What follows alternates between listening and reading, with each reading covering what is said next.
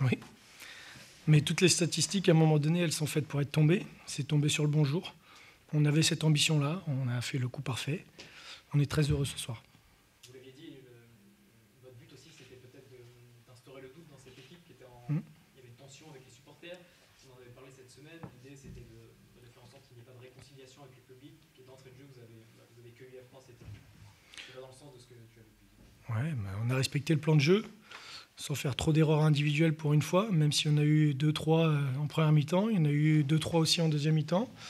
Mais on a gardé le cap, on a eu la réussite aussi nécessaire sur ce genre de match. Ça fait partie aussi du jeu. Nous, on a mangé notre pain noir. Aujourd'hui, on ne l'a pas mangé, c'est le HAC qui le mange. Mais voilà, on a fait le coup parfait. J'ai aimé parce qu'on a été très discipliné, on a respecté le plan de jeu à la perfection et on a vu une équipe qui ne lâchera rien jusqu'au bout. On l'avait dit, je l'avais dit, répété, même quand tout le monde nous voyait déjà au fond du trou. Aujourd'hui, on respire un peu, mais ce n'est pas une fin en soi. Il faudra lutter jusqu'à la mi-mai. Et l'ambiance et le climat de tension, c'était quelque chose dont tu avais parlé à tes joueurs. Tu savais que ça pouvait compter dans ce genre de match? Oui, j'avais pris pour exemple le match de Nancy. On y était allé un petit peu dans le même contexte où les supporters avaient manifesté et on le sait pertinemment, lorsque le scénario est un peu en votre faveur, ça complique encore plus la chose pour l'adversaire. Je suis triste pour Oswald parce que le foot parfois est cruel.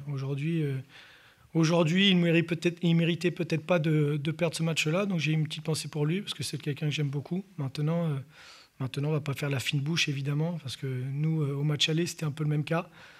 Aujourd'hui, on est content, on repart avec 3 points qui nous font du bien. Marquer rapidement, ça faisait partie de l'objectif. Oui, mais on voulait les faire douter aussi dans le jeu, et c'est ce que l'on a bien fait, et c'est ce que j'ai dit aux joueurs à la mi-temps. Il n'y a pas de hasard. Si on ouvre le score, c'est que dans les intentions et dans la discipline du plan de jeu que l'on avait mis en place, on a été très respectueux de cela. Après, ils ont été récompensés très tôt dans le match, mais ils ont été récompensés, et ça prouve que lorsque cette équipe tire dans le même sens et tout le monde est bien concentré et est à l'unisson, on est capable de faire de belles choses. Après l'ouverture du score, vous avez continué à jouer, ce qui a ouvert des espaces pour le HAC. Ils ont eu de belles occasions par Sifoua, Oui. et ça. Ils en ont eu moins en deuxième mi-temps. Est-ce qu'à la mi-temps, vous leur avez dit justement à vos joueurs de peut-être moins s'exposer qu'en première mi-temps? Non, j'ai pas dit qu'on ait moins de s'exposer, parce que l'objectif, c'était d'aller marquer le deuxième but. Je voulais pas jouer avec le frein à main. En revanche, on a corrigé les 2 points tactiques qui me semblaient importants, et notamment les appels en oblique dans le dos de mes latéraux, qui nous faisaient très très mal. Et nous, on avait beaucoup de mal à gérer cette situation-là. Donc je leur ai demandé simplement de corriger sur les positionnements et les déplacements. Et sur la deuxième mi-temps, on a été un petit peu moins embêtés, et aussi sur leur jeu direct, parce qu'ils ont des joueurs devant qui sont capables de garder, voire de dévier. Et puis ils ont des garçons comme Bonnet qui respirent le foot, donc ils sont toujours dans les bons coups. Voilà, on a corrigé cela sur la deuxième mi-temps. On a été un petit peu moins en difficulté, mais ils ont eu quand même 2 grosses situations où on a beaucoup de réussite. Donc ça, je ne l'oublie pas, mais sincèrement, sur l'investissement, sur l'envie, sur la générosité, je pense qu'aujourd'hui, on méritait de repartir avec quelque chose. On a senti, Manu, que vos joueurs avaient peut-être eu la victoire modeste en fin de match, peut-être pour ne pas mettre de l'huile sur le feu dans une fin de match qui était bouillante. Est-ce que vous avez eu aussi cette impression? On est humble, nous. On ne s'enflamme pas. C'est l'ADN de Manu Dacosta qui essaye de le retranscrire sur les joueurs. Donner tout, d'être des vrais compétiteurs, des vrais gagnants, ne jamais s'avouer vaincu, mais pas s'enflammer. On n'est pas les meilleurs joueurs du monde aujourd'hui, comme on n'était pas les pires joueurs du monde lorsqu'on avait des séries négatives. Je l'ai dit et je l'ai répété, ce groupe-là luttera jusqu'au bout, et c'est à la mi-mai qu'on fera les comptes, mais on ne s'avouera jamais vaincu, ça c'est une certitude. Mais est-ce que le contexte de la fin de match fait que les joueurs, justement, en termes de joie, ne sont pas tombés dans des débordements, eux aussi? Non, parce qu'ils savent qu'aujourd'hui, le chemin est encore long pour nous. On a gagné le derby. Je l'avais en travers de la gorge parce que je ne suis pas du genre à perdre les derbys. C'était le premier au match aller. On a rétabli la situation. Mais on ne s'enflamme pas. On sait que le chemin est très très long. Vous gagnez aujourd'hui, si vous perdez les 7 matchs derrière, le match du Havre, on ne s'en souviendra pas. En revanche, si on fait ce qu'il faut sur la série et qu'au mois de mai, on atteint le Graal et on fait l'exploit, ce match du Havre sera un match important. Est-ce que c'est pas justement une victoire où vous dites on a gagné le derby? Le HAC a tout fait pour dire que c'était pas le derby, les affiches n'étaient pas Rouen, c'était Quevilly-RM. Est-ce que justement, voilà, le fait qu'ils aient enlevé cette pression-là, finalement, le HAC, peut-être qu'ils sont moins joué ce match comme un derby, et vous, vos joueurs, à première mi-temps, ils ont plus joué ce match comme un derby? Est-ce que c'est pas aussi Je serais prétentieux de vous répondre à cette question-là. C'est le coach du HAC qui pourra y répondre, c'est lui qui sent ses joueurs. Moi, la seule chose, c'est qu'on ne va pas relancer le débat du match aller. C'est une ville comme Quevilly-Rouen ou Rouen contre Le Havre, ça reste un derby. C'est comme lorsque vous faites Lillebonne contre Gravenchon, c'est un derby. Voilà, nous, aujourd'hui, on était dans cette position-là. Au match aller, on nous avait dit que ce n'était pas un derby, mais les déclarations d'après-match, tout le monde avait bien stipulé que le HAC avait gagné le derby. Donc aujourd'hui, nous, on a gagné le derby. On rétablit l'égalité. Mais encore une fois, nous, on s'occupe de nous. Je suis malheureux pour Oswald, pour Monsieur Revaux, qui sont des gens de très grande qualité, mais je ne vais pas faire la fine bouche non plus. Je suis très heureux pour mes joueurs et pour mon club parce qu'on est là et on est présent et on met un petit peu de pression sur tout le monde et ça, c'est bien. Manu, vous ne prenez pas de but parce que le HAC n'a pas été forcément très efficace, mais aussi parce qu'on a vu des joueurs s'arracher, revenir de très loin, quelquefois sauver des ballons sur la ligne, se coucher sur des ballons chauds. Oui, mais c'est ce que je vous disais, il n'y a pas de hasard dans le foot. Le foot peut être cruel, mais si vous jouez avec le foot, si vous trichez avec le football vous rattrape toujours. Aujourd'hui, nous, on n'a pas triché avec ça. On a mis tout notre cœur, toute notre âme. Évidemment qu'intrinsèquement, il y a des joueurs du Havre qui sont peut-être supérieurs à notre effectif, mais on le sait pertinemment que le football, ça se joue à 11, à 16, à 18. Et aujourd'hui, les 18 Quevillers, Rouennais, appelez ça comme vous voulez, ont rendu une belle copie et il faut leur tirer chapeau et on peut être fiers d'eux. À quel moment vous avez senti que le public basculait ? Aux alentours de la 65e minute. Voilà, c'est le style de match, vous savez, lorsque vous menez au score et que vous arrivez à garder ce score-là, effectivement, plus le match avance et plus la fin approche et plus il y a de la tension. Donc on l'a senti à partir de ce moment-là. Et une fois que le deuxième but était marqué, évidemment, c'est un gros soulagement, même s'il restait du temps. Manu, l'envahissement de terrain, les CRS qui rentrent sur la pelouse pour contenir, c'est des images qui vous laissent quel sentiment, quel goût ? C'est des images qu'on n'aime pas voir dans le foot. Parce qu'on aime nos supporters lorsqu'ils sont à fond derrière l'équipe et surtout lorsque l'équipe va moins bien. Voilà, je suis bien placé pour le savoir. Nous, on a chapeau à nos supporters parce que depuis le début de la saison, ils sont omniprésents et ils nous soutiennent. Et c'est ça des vrais supporters. Maintenant, je peux comprendre aussi la frustration des supporters du HAC. Lorsque vous voyez une telle ville avec un tel stade, on a envie de les voir en Ligue 1. Et moi, le premier, je n'ai pas de garde-clocher et je vous le dis très sincèrement. Alors, c'est des images qu'on n'aime pas voir, mais j'espère que les gens vont revenir au calme. Et ils vont surtout accomplir leur rôle qui est de soutenir les joueurs pour les transcender et les sublimer sur les derniers matchs. Dernière question. Vous avez eu peur à un moment pour vos joueurs ? Vous avez compris que ce n'était pas eux qui étaient ciblés ? Non, ils n'ont pas été virulents. Il y a un peu de chambrage avec le gardien de but, mais ça fait partie du foot et dans tous les stades. Non, on n'a pas eu peur. Et puis la sécurité du HAC a réagi très très vite. Donc non, il n'y avait pas de problème à polémiquer. Merci coach. Merci à vous. Bonne soirée.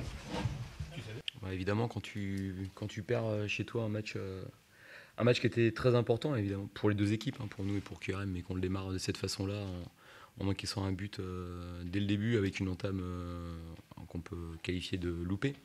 C'est une grosse déception. Après, le scénario de match ce soir, je crois qu'on a été complètement noir de A à Z avec un nombre incalculable d'occasions, des sauvetages, gros manque de... Je ne vais pas dire de réussite parce que c'est pas de la réussite, mais manque d'adresse dans le but, dans la finition, on a été inexistant et puis on prend ce but à la fin qui nous crucifie, mais c'est notre entame de match qui est déplorable. Ça a rajouté au contexte qui était délicat parce qu'on avait un stade qui n'était pas un stade en fait, et on a en prenant ce but-là rajouté de la déception chez nos supporters, et je pense que ça a contribué aussi à alourdir le contexte et l'atmosphère autour de l'équipe. Malgré tout, j'ai pas vu une équipe tricher ni renoncer parce qu'on a eu les occasions très vite pour égaliser. On en a eu beaucoup, mais on est dans une période et individuellement certains joueurs sont dans une période où ils doutent dans le but et ce soir on a manqué d'efficacité évidemment. Il y a eu beaucoup d'envie en effet et il y a eu de la fébrilité peut-être qu'on pouvait craindre défensivement dans le contexte et face à QRM à domicile, et puis il y a eu en effet Je crois que sur les 4 ou 5 premières minutes, on a rendu 5 ballons directement à l'adversaire, dont un qui a fait but. Avant ça, on en avait déjà rendu 3. Voilà, donc on a senti. Alors il y a ceux qui les perdent, il y a ceux qui les demandent peut-être pas correctement parce qu'ils sont peut-être un peu moins demandeurs et moins disponibles, donc ils rendent pas le jeu fluide. Après, par contre, j'ai trouvé que l'équipe avait retrouvé de l'allant dans le sens où on a retrouvé des décalages, on a retrouvé du jeu dans les couloirs, on a eu beaucoup de situations. Mais je pense que pour que l'équipe reparte réellement, il aurait fallu qu'on égalise et je pense que la dynamique se serait inversée. On n'a pas su le faire, on a couru après cette égalisation un long moment. On a souvent cru que c'était bon et puis il y a toujours eu ou un pied ou un sauvetage sur la ligne ou un manque d'adresse devant le but. On a je pense, ce soir eu un nombre quand même très conséquent d'occasions contre une équipe qui évidemment défendait son but parce qu'ils avaient un avantage acquis très tôt et puis qui a toujours voulu aussi essayer de nous mettre en difficulté. Globalement, on a contrôlé les contre-attaques, mais sur 2-3 coups, on a été limite. Et voilà, sur la dernière situation, Mamilone finit un très joli but. C'est la défaite, est-ce que c'est la défaite de trop? Est-ce que c'est celle De trop, on le saura plus tard. Je ne sais pas si elle est trop. Évidemment, elle est trop dans la période parce c'est une victoire dont on avait besoin. On a besoin de gagner un maximum de matchs sur les 8 qui nous restaient. J'ai estimé que c'était 6 ou 7 victoires pour pouvoir aller chercher une place, la plus belle place possible des playoffs. On commence ces 8 derniers matchs par une défaite. Maintenant, rien n'est écrit, rien n'est définitif. C'est évidemment un coup de massue. Les joueurs sont déçus parce que je pense qu'ils ont conscience d'avoir fait le maximum. Non, parce que le maximum, ça aurait été de gagner, mais il n'y a pas eu de tricherie, il n'y a pas eu de joueurs à renoncer dans un contexte délicat. Et voilà, ça servira à mes jeunes joueurs qui se serviront de ça dans leur carrière aussi, à court terme, à moyen terme et à long terme, parce qu'on sait que le job de footballeur ou d'entraîneur, il est délicat quand les résultats sont pas bons et que l'environnement se crispe, et il faut réussir à être performant dans ce contexte-là. Donc ça fait aussi partie de leur bagage futur. Et voilà, maintenant c'est une grosse déception d'avoir 34 points à la trêve et de ne pas réussir à retrouver une dynamique positive, parce que je crois que dans le travail, dans l'investissement, dans la dynamique de groupe, en tout cas dans ce qu'on vit au quotidien, ça vit bien, ça travaille bien, mais on n'y est pas là-dedans. Et voilà, on sait très bien que le match à Sochaux nous a fait très mal. C'est un peu du match, c'est quoi? C'est la peur? C'est la pression? Je sais pas, il faudrait demander aux joueurs, mais quand tu connais certains joueurs et que tu connais leur qualité au sens large, et que tu les vois louper des choses qu'ils savent évidemment faire, c'est peut-être un peu de crispation, voilà, une envie de bien faire parfois. Vous les avez vus, hein, les pertes, même plus tard dans le match, il y a des joueurs qui ont rendu des ballons de façon tout à fait inhabituelle pour eux, parce qu'il y a des joueurs qui sont très à l'aise dans certaines situations, des situations références pour nous, et puis des fois le ballon finit en touche ou le ballon finit sur un adversaire, donc c'est pas le vrai visage de mes joueurs. Après, j'ai pas vu de joueurs se cacher. Au fur et à mesure, on a manqué d'agressivité dans la première partie de la mi-temps, où systématiquement que QRM récupérait les ballons dans le cœur du jeu. Ça leur permettait de nous faire reculer. Et on a manqué d'impact dans cette période-là du match, mais j'ai trouvé qu'après on avait corrigé et qu'on a eu beaucoup de situations. Il y a eu des déplacements, il y a eu de la mobilité, il y a eu des prises d'espace, de la profondeur, du jeu dans les couloirs, même si de façon asymétrique, notre couloir à gauche n'a pas été animé de la même façon, mais en tout cas à droite, en première mi-temps, il y en a eu beaucoup.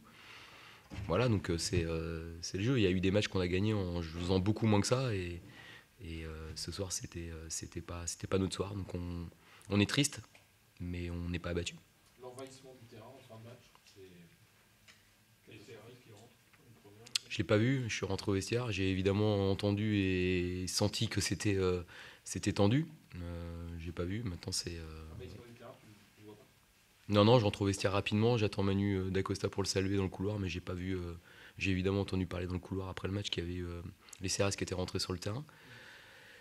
Voilà, si je peux pas commenter ça, ça fait partie de l'histoire de notre saison. C'est triste, j'en suis navré, mais quand tu as le sentiment que certains lâchent ou abandonnent ou trichent, tu peux être énervé. Moi, j'ai pas ce sentiment-là. J'ai le sentiment que sur certains matchs, on a manqué de maturité, que notre saison, elle a été irrégulière de par ce manque de maturité, mais que dans les moments où l'équipe avait besoin de réagir, elle l'a fait. Et ce soir, elle a voulu le faire, mais il y a un manque de réussite flagrant. C'est un match qu'on peut gagner, et on le gagne pas, et ça provoque voilà, de la tension. Donc Donc voilà, on peut ne parler que de ce qu'on essaie de maîtriser, sachant que dans le football, il y a beaucoup d'aléas. Et vous savez très bien que la part de non maîtrisable dans le foot est très importante. Et entre un but et marqué ou pas marqué, il y a souvent peu. La fin de saison est encore longue, il Ouais. reste 7 matchs. Mathématiquement, rien n'est fait. Et pourtant, on se dit que le contexte est quand même ultra pesant, va être ultra pesant. Bah, je ne sais pas si ça a déjà été le cas dans le club, dans l'histoire. Je crois savoir que ça a déjà arrivé. C'est dommage d'avoir des bilans qui se fassent avant qu'on puisse le faire réellement. Il y a un élément dans la première partie de saison qui a aussi créé une bascule dans la saison, c'est le avant Noël, où on bascule à 34 points et puis on se retrouve à avoir une incompréhension déjà à ce moment-là.